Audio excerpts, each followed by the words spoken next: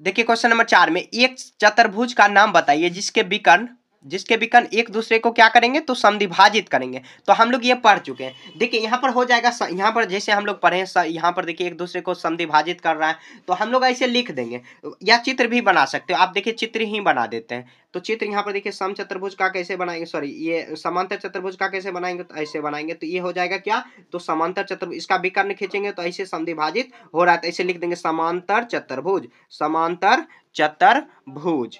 ठीक है, समांतर चतुर्भुज हो गया।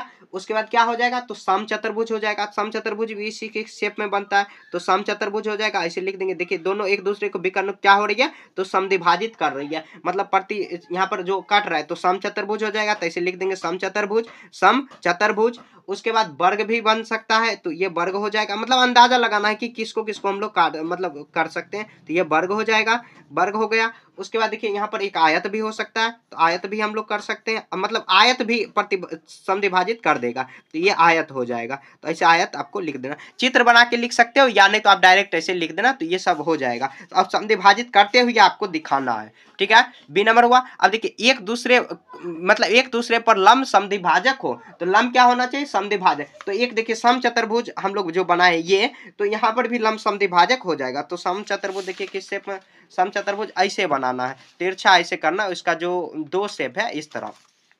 यहाँ पर देखिए 2 नंबर यहीं पर बना देते हैं, 2 नंबर। तो हम लोग कैसे बनाएंगे, तो इस शेप में ऐसे बनाएंगे, ऐसे यहाँ पर।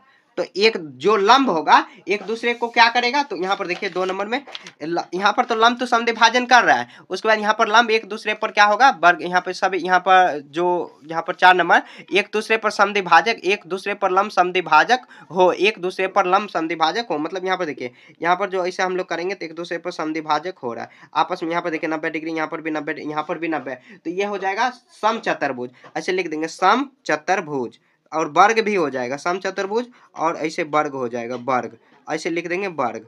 तो वर्ग भी देखिए 90 डिग्री पर बना रहा है, तो ये समद्विभाजक लंब होना चाहिए, तो ये लंब हो गया। मतलब लंब पर ही आ रहा है। लंब मतलब क्या होता है, जो सीधे सीधे, जैसे यहाँ पर देखिए एक सीधे रेखा, तो यहाँ पर भी सीधे रेखा और आ रहा है, यहाँ पर भी एक सीधे रेखा, तो ये लंब हो गया। यहाँ पर वर्ग लिख देंगे, यहाँ पर वर्ग। ठीक है, 2 नंबर हो गया, 2 नंबर हुआ। यहाँ पर देखिए 2 नंबर हो गया। अब 3 नंबर, ये यहाँ पर 3 नंबर बराबर हो, क्या होना चाहिए, तो विकर्ण क्या होना चाहिए, बराबर होना चाहिए विकर्ण। तो वो वर्ग और आयत में ही हो सकता है। तो विकर्ण की लंबाई, क्योंकि देखिए आमने सामने की भुजा की लंबाई, इसमें मतलब ये जो सभी भुजाओं की लंबाई समान हो रही है, और विकर्ण की भी लंबाई समान होगा। और यहाँ पर भी विकर्ण, यहाँ पर भी देखिए आयत अगर खींच रहे हैं तो विकर्ण की भी लंबाई, इसका लंबाई जितना है उसका भी लंबाई, तो यहाँ पर हो जाएगा वर्ग, और यहाँ पर हो जाएगा आयत। ठीक है, तो ये 3 नंबर हो गया। बस आप चाहो तो चित्र भी नहीं बना सकते और डायरेक्ट ऐसे लिख देना, अगर आप समझ गए तब। ये तो मैं समझने के लिए आपको चित्र बना के बता रहा हूँ, नहीं तो आप डायरेक्ट भी लिख सकते हो। ठीक है, तो ऐसे आपको 4 नंबर सॉल्व कर देना है।